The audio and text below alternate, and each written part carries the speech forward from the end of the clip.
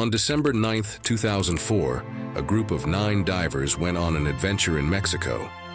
They were going to explore underwater caves called cenotes near a place called Tulum. Tulum is about 80 miles south of a famous beach town called Cancun. These underwater caves are part of a huge system called Sistema Sac Acton. It's one of the biggest underwater cave systems in the world. Scientists have found really old things in these caves, like the bones of ancient animals and even a girl who lived there about 13,000 years ago. The 9 divers split into 2 groups. The first group had 5 people, including a guide who knew the caves well. The second group had 4 people. They were all experienced divers who had done this kind of thing before. In the second group, there were 2 men named Hirsch and Michael Nast. Kent was 53 years old and worked as a dentist. He loved riding bicycles and skiing when he wasn't diving. Michael was 37 years old and worked as a lawyer. He also liked riding bicycles and running in long races called marathons. Kent and Michael were good friends. They became friends because they both loved diving. They had gone on many diving trips together before, exploring sunken ships and underwater caves. They even gave each other funny nicknames. Kent was called Dr. Deco, and Michael was called Caveman. The divers had a plan for their dive that day. They were going to swim from one cave entrance called Cenote Kimba to another called Cenote Bosch Chen. The first group would go into the water and follow a line that was already in the cave. This line is like a rope that helps divers find their way. They would leave special markers to show the second group where to go. The second group was supposed to follow the first group, take some pictures, and then turn back before they got to the end. They weren't supposed to go all the way to Cenote Bosch Chen like the first group. On the morning of their dive, all the divers got ready very carefully. They checked all their equipment to make sure everything was safe. Kent was known for being extra careful, which made other divers feel safe when they went diving with him. At about 11:30 in the morning, the first group went into the water. 5 minutes later, the second group followed. Everything seemed to be going well at first. But then something went wrong. When the second group got to a place where they had to choose which way to go, they made a big mistake. Instead of turning right like they were supposed to, they turned left. This took them the wrong way, deeper into the cave system. The divers in the second group didn't realize they were going the wrong way. They kept swimming for about 25 minutes, going about 1,500 feet in the wrong direction. That's longer than 4 football fields put together. While they were swimming, 2 of the divers, William and Jane Downey, took some pictures with their underwater camera. When they got to the end of the rope they were following, they realized they were lost. Meanwhile, the first group had finished their dive and come out of the water at Cenote Bosch Chen. When they didn't see the second group come out, they started to worry. They drove back to Cenote Simba to look for them. Underwater, the 4 lost divers were starting to panic. They were running out of air in their tanks and didn't know which way to swim. They decided to split into 2 pairs to try to find their way out. William and Jane Downey managed to find their way back to Cenote Simba. They had to share the air left in William's tanks. They had just enough air to make it to the surface, but Kent and Michael didn't make it back. When William and Jane came out of the water and saw that Kent and Michael weren't there, they told the others what had happened.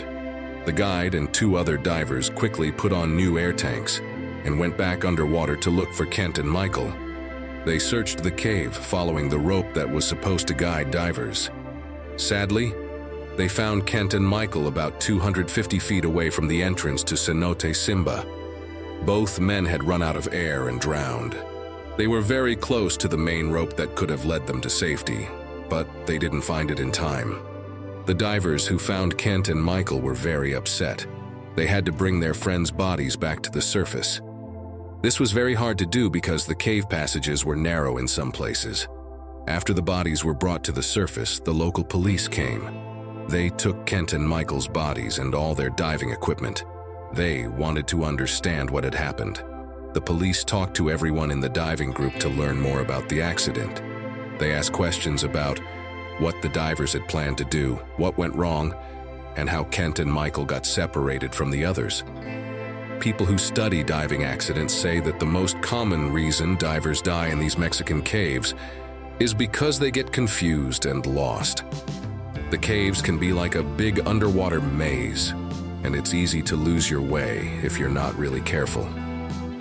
Kent's family and friends said they would remember him as someone who loved life and had lots of energy. His wife said that everyone who knew Kent loved him because he was so enthusiastic about everything.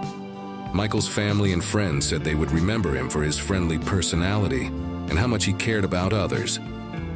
They said he was fun to be around and always ready to celebrate his friends' successes or give advice when asked. Michael left behind his wife, Wendy, and a 3-year-old daughter. This accident shows how dangerous cave diving can be, even for people who know what they're doing. It's important for divers to always follow their plan, pay attention to markers in the cave, stay together, and be very careful with their air supply.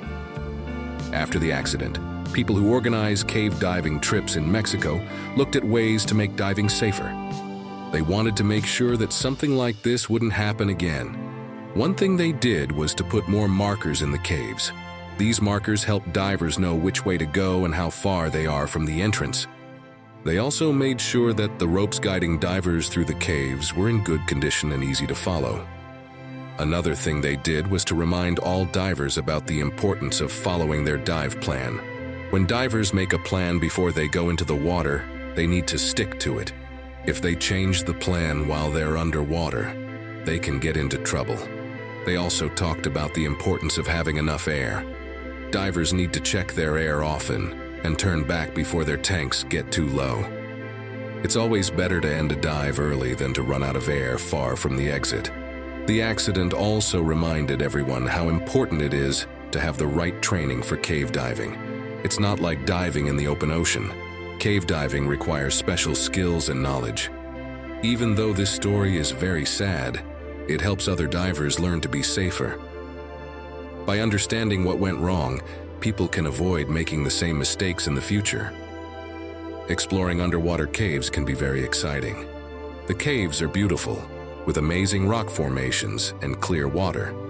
Sometimes divers see interesting animals or find things left behind by people who lived long ago. But it's important to remember that these caves can also be dangerous. Divers need to be very careful and always put safety first. No matter how beautiful or interesting a cave is, it's not worth risking your life to explore it. After this accident, many divers in Mexico and around the world remembered Kent and Michael. They talked about how much Kent and Michael loved diving and how careful they usually were. This reminder of how dangerous cave diving can be made many divers think twice about their own safety. Some divers decided to get more training or to be extra careful when planning their dives. The underwater caves in Mexico are still popular with divers today, but now there are more rules and safety measures in place. Divers are reminded to always dive with a guide who knows the caves well, to check their equipment carefully, and to never take unnecessary risks.